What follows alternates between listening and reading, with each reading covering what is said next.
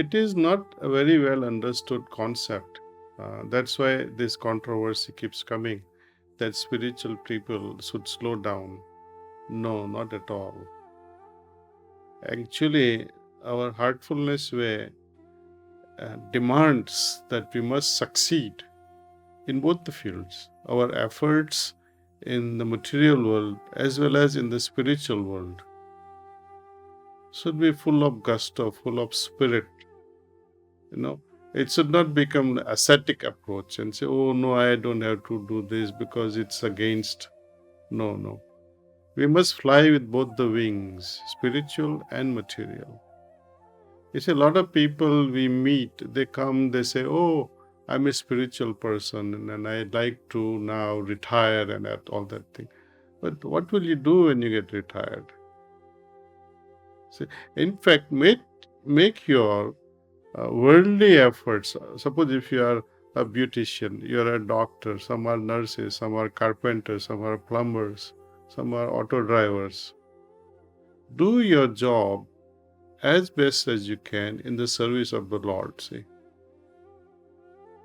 think of God all the time in your heart and offer your work to Him.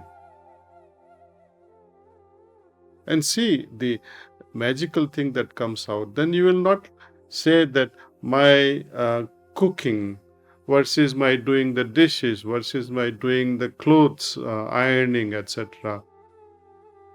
You will not rebel against all those things because to you everything becomes spiritual. Even materialistic approach, doing a business, when you add spiritual essence in that work, then you will not get bored of it. And in fact, you will like to see perfection in everything that you do. That's why Gita's message is this, yogaha karmasu kausalam.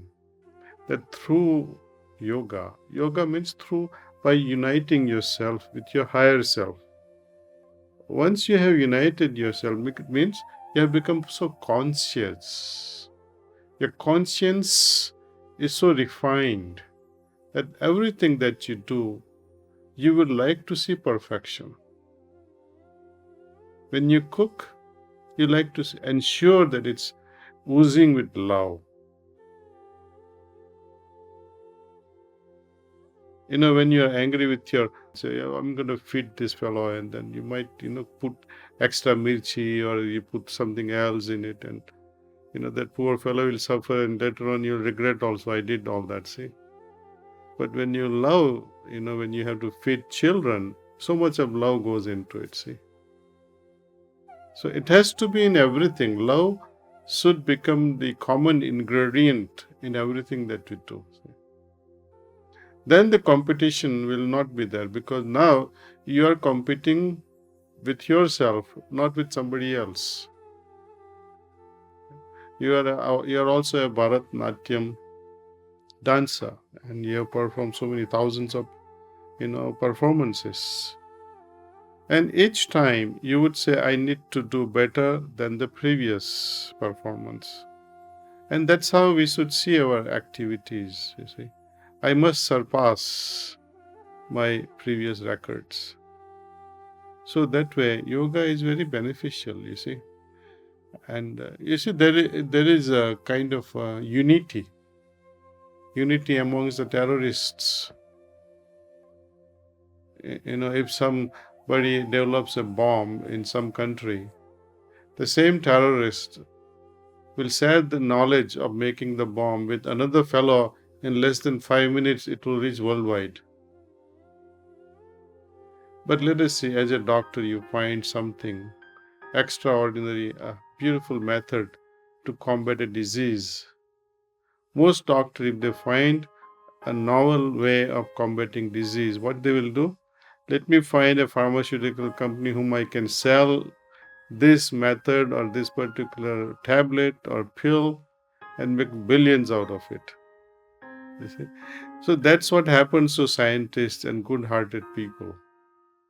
Their drawback is this, that good-hearted people withdraw themselves But the terrorists seems to be more generous about their knowledge. They share it with everybody.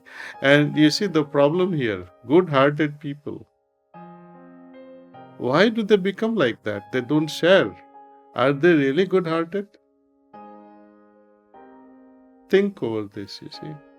So we encourage everyone that if something can benefit humanity, we should share it immediately, freely. See, a while back, a message was there from Babuji Maharaj that the next revolution in energy will be from solar. But it will not be as per the solar system that we have. And he would reveal this knowledge to an individual who will not be materialistic and looking for, financial gain out of it. So we have to wait for that moment until we become so generous. Then the knowledge will pour from all angles.